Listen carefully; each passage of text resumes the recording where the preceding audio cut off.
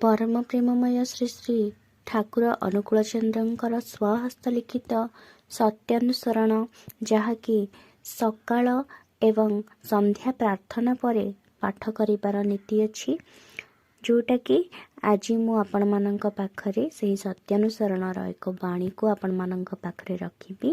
ତେବେ ଆସନ୍ତୁ ଆମର ଭିଡ଼ିଓଟିକୁ ଷ୍ଟାର୍ଟ କରିବା। परम प्रेममय परम दयाल जुग पुरुषोत्तम श्री श्री ठाकुर अनुकूलचंद्रଙ୍କ श्रीचरणରେ मोर कोटि कोटि विनम्र प्रणाम। परम आराध्या जगत जननी श्री श्री बड़मा, परम पूज्य पाद श्री श्री बड़दा, परम पूज्य पाद श्री श्री आचार्य देवଙ୍କ श्रीचरणରେ मोर कोटि कोटि विनम्र प्रणाम। ओ मोर ଏହି ଭିଡ଼ିଓ ଦେଖୁଥିବା ସମସ୍ତ ଇଷ୍ଟପ୍ରାଣ ଗୁରୁଭ୍ରାତା ଓ ମା' ମାନଙ୍କୁ ରାନନ୍ଦିତ ଜୟ ଗୁରୁ ନିବେଦନ କରେ। ତେବେ ଆସନ୍ତୁ ଆଜି ଆମର ବିଷୟବସ୍ତୁଟି ଆରମ୍ଭ କରିବା। ଶ୍ରୀ ଶ୍ରୀ ପିତୃଦେବ ଠାକୁର ବାଙ୍ଗଲା ଅଭିମୁଖେ ବାହାରିଲେ। ସଙ୍ଗରେ ବିନାୟକ ଭାଇ, ଭବାନୀ ଭାଇ ଓ ଶ୍ୟାମସୁନ୍ଦର ଭାଇ ଅନେକ ତାଙ୍କୁ ପ୍ରଣାମ କରିବାକୁ ଆସୁଥିଲେ। ସେମାନେ ବି ତାଙ୍କର ପଶ୍ଚାତନୁଗମନ କରିଲେ। ଠାକୁର ବାଙ୍ଗଲାରେ ପହଞ୍ଚି ସବୁଦିନ ଭଳି ଯଥାବିଧି ଶ୍ରୀ ଶ୍ରୀ ବଡ଼ମା ଓ ଶ୍ରୀ ଶ୍ରୀ ଠାକୁରଙ୍କୁ ପ୍ରଣାମ ନିବେଦନ କରି ଶ୍ରୀ ଶ୍ରୀ ପିତୃଦେବ ଆସନ ଗ୍ରହଣ କଲେ ବଡ଼ନାଟ ମଣ୍ଡପରେ। ତାପରେ ସତ୍ୟାନୁସରଣ ପାଠ ଆରମ୍ଭ ହେଲା ବିଭିନ୍ନ ଭାଷାରେ। ଆଜିର ବାଣୀଟି ହେଲା, ତୁମର ମନରୁ ଯେଉଁ ପରିମାଣରେ ବିଶ୍ୱାସ ଦୂରେଇ ଯିବ, ଜଗତ ସେହି ପରିମାଣରେ ତୁମକୁ ସନ୍ଦେହ କରିବ ଏବଂ ଦୁର୍ଦ୍ଦଶା ମଧ୍ୟ ତୁମକୁ ସେହି ପରିମାଣରେ ଆକ୍ରମଣ କରିବ, ଏହା ନିଶ୍ଚୟ। ଶ୍ରୀ ଶ୍ରୀ ପିତୃଦେବ ସତୀଶ ଭାଇଙ୍କୁ କହିଲେ, ଆଲୋଚନା କର। ସତୀଶ ଭାଇ କିଛି କହିବାକୁ ଚେଷ୍ଟା କରୁ କରୁ ଆଗେ ବାଣୀଟା ପଢ଼ିନେ ବୋଲି ଶ୍ରୀ ଶ୍ରୀ ପିତୃଦେବ କହିଲେ। ସତୀଶ ଭାଇ ବାଣୀଟିକୁ ଜୋରରେ ପଢ଼ିଲେ। ତାପରେ କହିଲେ ଯେ, ମୋ ପାଖରେ ଜଣେ ଲୋକ ଅଛି, ତାକୁ ବିଶ୍ୱାସ କରେ, ଆଉ ତାକୁ ଦିନେ ଆଳୁ ପୋଟଳ କିଣିବାକୁ ବଜାରକୁ ପଠେଇଲି। ବଜାରରେ ଯେ ଦାମରେ କିଣିଛି ତା ଅପେକ୍ଷା ବେଶୀ ଦାମ କହି ସେ କିଛି ପଇସା ହଡ଼ପ କରିନେଲା। ପ୍ରତିବେଶୀ ଯେଉଁମାନେ ବଜାରକୁ ଯାଇଥିଲେ ସେମାନଙ୍କ ପାଖରୁ ବଜାର ଦର ଜାଣି ବୁଝିପାରିଲି ସେ ମୋର ଚାକରଟି ପଇସା ମାରିଦେଇଛି।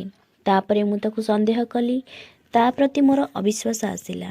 ଏହା ପରଠାରୁ ମୁଁ ସମସ୍ତଙ୍କୁ ଅବିଶ୍ୱାସ କରିବାକୁ ଲାଗିଲି। ସେତେବେଳେ ମୋତେ ଦୁର୍ଦ୍ଦଶା ଘେରି ବସିବ। ଏହା ଥିଲା ସତୀଶ ଭାଇଙ୍କ ବାଣୀ। ଏହାକୁ ଶୁଣି ଶ୍ରୀ ଶ୍ରୀ ପିତୃଦେବ ଅନେକଙ୍କୁ ଏ ବିଷୟରେ ଜିଜ୍ଞାସା କରିଲେ। ଅନେକ ଅନେକ ରକମରେ କରି କହିଲେ। ଶ୍ରୀ ଶ୍ରୀ ପିତୃଦେବ ସେଇ ଏକ୍ଜାମ୍ପଲ୍ ଯେଉଁଟାକି ସତୀଶ ଭାଇ ଦେଇଥିଲେ, ସେହି ଉଦାହରଣଟାକୁ ଦେଖି ଶ୍ରୀ ଶ୍ରୀ ପିତୃଦେବ ବୁଝିପାରିଲେନି ବୋଲି କହିଲେ।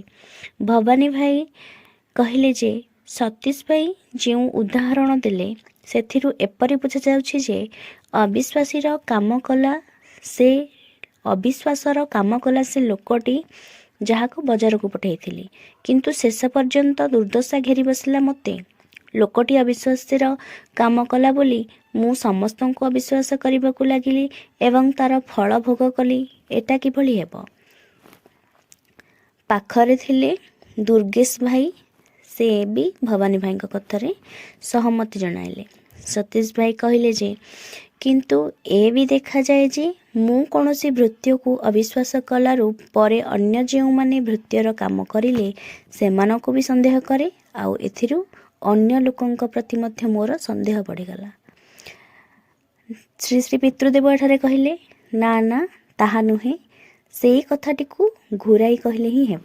ସତୀଶ ଭାଇ କହିଲେ, ଆଜ୍ଞା, ଜଣେ ଅବିଶ୍ୱାସୀର କାମ କରିଲା, ଏହାପରେ ଅନ୍ୟମାନଙ୍କୁ ଆଗ ଭଳି ବିଶ୍ୱାସ କରିବେ କିପରି? ଶ୍ରୀ ଶ୍ରୀ ପିତୃଦେବ ଏଠାରେ କହିଲେ ଯେ, ବ୍ୟାପାରଟି ଠିକ୍ ତାହା ନୁହେଁ। ଏଠାରେ ତୁମର ବିଶ୍ୱାସ ଅବିଶ୍ୱାସର କଥା ହେଉନି।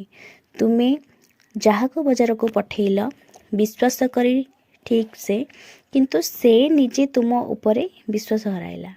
ତୁମର ବଜାର ପଇସା ଚୋରି କରି ଅବିଶ୍ୱାସୀର କାମ କଲା, ଅର୍ଥାତ୍ ତାର ହୃଦୟରୁ ତୁମ ପ୍ରତି ବିଶ୍ୱାସର ଭାବ ଚାଲିଯାଇଛି, ତେଣୁ ସେ ଏ କାମ କରି ବସିଲା। ଏ ଭାବେ ଅବିଶ୍ୱାସୀର କାମ କରି ସେ ତୁମ ନିକଟରେ ଅବିଶ୍ୱାସୀ ହୋଇ ଉଠିଲା। ତୁମେ ତାକୁ ବିଦାୟ ଦେଲ। ଇତିମଧ୍ୟରେ ସେ ଅନେକଙ୍କ ନିକଟରେ ଅବିଶ୍ୱାସୀ ହୋଇଯାଇଛି। କିପରି ହୁଏ ସେଟା ଶ୍ରୀ ଶ୍ରୀ ପିତୃଦେବ କହିଲେ ଯେ ଧର ତୁମର ପ୍ରତିବେଶୀ ଜାଣିଲା ଯେ ଏ ଭୃତ୍ୟଟି ପଇସା ଚୋରି କରିଛି। ସେ ତାର ସ୍ତ୍ରୀ ନିକଟରେ ଗଳ୍ପ କଲା। ତା ସ୍ତ୍ରୀ ପୁଣି ପଡ଼ୋଶୀ ଆଗରେ ଅନ୍ୟ କାହାକୁ କହିଲା। ଏ ଭାବରେ ପଡ଼ାସାରା ସବୁ ଲୋକଙ୍କ ନିକଟରେ ସେ ଅବିଶ୍ୱାସୀ ହୋଇଉଠିଲା। ତୁମେ ଓ ତୁମର ପଡ଼ା ପ୍ରତିବେଶୀ ନେଇ ଯେ ଜଗତ, ସେହି ଜଗତ ସାରା ଲୋକଙ୍କ ବିଶ୍ୱାସ ହରାଇଲା। ଦୁର୍ଦ୍ଦଶା ସେତେବେଳେ ତାକୁ ଘେରି ବସିଲା। ବିଷୟଟି ପରିଷ୍କାର କରିବା ଲାଗି ଶ୍ରୀ ଶ୍ରୀ ପିତୃଦେବ ଆଉ ଗୋଟିଏ ଉଦାହରଣ ଦେଲେ। କହିଲେ ଯେ ଧର କୌଣସି ବ୍ୟାଙ୍କର କ୍ୟାସିୟର ବ୍ୟାଙ୍କରୁ ତହବିଲ ଆତ୍ମସାତ କଲା। କେତେଥର କଲା ପରେ ଜଣାଜଣି ହୋଇଗଲା ଏବଂ ଧରାପଡ଼ିଲା। ବ୍ୟାଙ୍କର ସବୁ ଲୋକ ଜାଣିଗଲେ ଯେ, ଆଉ ବାହାରେ ବି ଖବରଟା ଖେଳିଗଲା। ବର୍ତ୍ତମାନ ସେ କ'ଣ ଆଉ ସହଜରେ ଚାକିରିଟିଏ ପାଇବ? ଦୁର୍ଦ୍ଦଶା ତାକୁ ଘେରି ବସିଲା। ଦୁର୍ଗେଶ ଭାଇ କହିଲେ ଯେ ଆଜ୍ଞା, ଏଇ ବିଶ୍ୱାସ ହରାଇବା ବ୍ୟାପାରଟା କିପରି? କୌଣସି ଲୋକ ଚୋରି କଲା, ଏଇଟା ଜାଣି ତ ମୁଁ ତାକୁ ଅବିଶ୍ୱାସ କଲି। ତା ନହେଲେ କାମରୁ ଛଟେଇ କରିଦେବା କଥା ଆସିବ କେଉଁଠୁ? ଶ୍ରୀ ଶ୍ରୀ ପିତୃଦେବ କହିଲେ ତାକୁ କାମରେ ନିଯୁକ୍ତ କରିବା ବା ଛଟେଇ କରିବା ସଙ୍ଗରେ ତୁମର ବିଶ୍ୱାସ ଅବିଶ୍ୱାସର ବ୍ୟାପାର ଜଡ଼ିତ ନାହିଁ। ଆମେ ଯେତେବେଳେ କୌଣସି କାମ କରୁ ବା ସେ ବିଷୟରେ ସିଦ୍ଧାନ୍ତ ନେଉ, ସେତେବେଳେ କାର୍ଯ୍ୟକରଣର ସୂତ୍ର ଧରି ହିଁ କରିଥାଉ। ଧର ତୁମେ ଗୋଟାଏ ରାସ୍ତା ଦେଇ ଚାଲୁଛ, ଶୁଣିଲ ଏ ପଥରେ ବାଘ ଲୁଚି ରହିଛି। କିଛି ଦୂର ଯାଇ ବାଘର ଗନ୍ଧ ବି ପାଇଲ। ଏହାପରେ କ'ଣ ତୁମେ ଆଉ ସେ ରାସ୍ତା ଦେଇ ଯିବ? କିମ୍ବା ଧର ତୁମେ ଶୁଣିଲ ଯେ ଏ ସାପର ବିଷ ଅଛି, ଆଉ ଏ ସାପ କାମୁଡ଼େ। ସାପ କାମୁଡ଼ିଥିବା ଲୋକର ମୃତ୍ୟୁ ବି ଦେଖିଛ। ଏହା ସତ୍ତ୍ୱେ ବି କ'ଣ ତୁମେ ସାପ ମୁହଁକୁ ଆଗେଇ ଯିବ? ଶ୍ରୀ ଶ୍ରୀ ପିତୃଦେବ ଏକଥା କହିଲେ। ପରେ ଶ୍ରୀ ଶ୍ରୀ ପିତୃଦେବ ଆଉ ମଧ୍ୟ ଏକ ବ୍ୟାଖ୍ୟା କରି କହିଲେ ଯେ ଧର ଆମ ଭିତରୁ କେହି ଋତ୍ୱିକ କିନ୍ତୁ ମାଛ ମାଂସ ଖାଏ, ଠାକୁରଙ୍କ ଅନୁଶାସନବାଦ ମାନେ ନା। ଏଠାରେ ଅବିଶ୍ୱାସର କାମ କରିଲା କିଏ? ଶ୍ରୀ ଶ୍ରୀ ଠାକୁର ନା ଏ ଋତ୍ୱିକ? ନିଶ୍ଚୟ ଠାକୁର ଅବିଶ୍ୱାସର କାମ କରନ୍ତି ନାହିଁ। ସେ ତ ଆମ୍ଭମାନଙ୍କୁ ଠିକ୍ ବିଶ୍ୱାସ କରନ୍ତି, କିନ୍ତୁ ଏ ଋତ୍ୱିକ ହିଁ ଠାକୁରଙ୍କ ପ୍ରତି ଠିକ୍ ଠିକ୍ ବିଶ୍ୱାସ ରଖିପାରିନି। ଯଦି ତାହା ପାରିଥାନ୍ତା ତାହେଲେ ଏ ଭାବରେ ମାଛ ମାଂସ ଖାଇପାରିନଥାନ୍ତା। ଠାକୁରଙ୍କ ପ୍ରତି ଠିକ୍ ଭାବେ ଆସ୍ଥା ନାହିଁ, ତେଣୁ ସେ ଠାକୁରଙ୍କର ଅନୁଶାସନବାଦ ପାଳନ କରିପାରିଲା ନାହିଁ। ଏହି ଅବିଶ୍ୱାସଜନକ କର୍ମ ହେତୁ ଅନ୍ୟ ସମସ୍ତଙ୍କ ପାଖରେ ସେ ଋତ୍ୱିକ ଅବିଶ୍ୱାସର ପାତ୍ର ହୋଇ ଠିଆ ହେଲା। ଦୁନିଆ ସାରା ଲୋକେ ସେତେବେଳେ ତାକୁ ଘୃଣା କରିବେ ଏବଂ ଏହା ଫଳରେ ଦୁର୍ଦ୍ଦଶା ତାକୁ ଘେରି ପକାଇଲା। ମୂଳତଃ ବିଶ୍ୱାସ ଅର୍ଥ ଏଠାରେ ଇଷ୍ଟଙ୍କ ଉପରେ ବିଶ୍ୱାସକୁ ହିଁ ବୁଝାଏ। ଯେ ତାଙ୍କୁ ବିଶ୍ୱାସ କରି ତାଙ୍କ ପଥରେ ଚାଲୁଛି, ଜଗତ ସାରା ସମସ୍ତେ ତାକୁ ବିଶ୍ୱାସ କରି ଚାଲିବେ।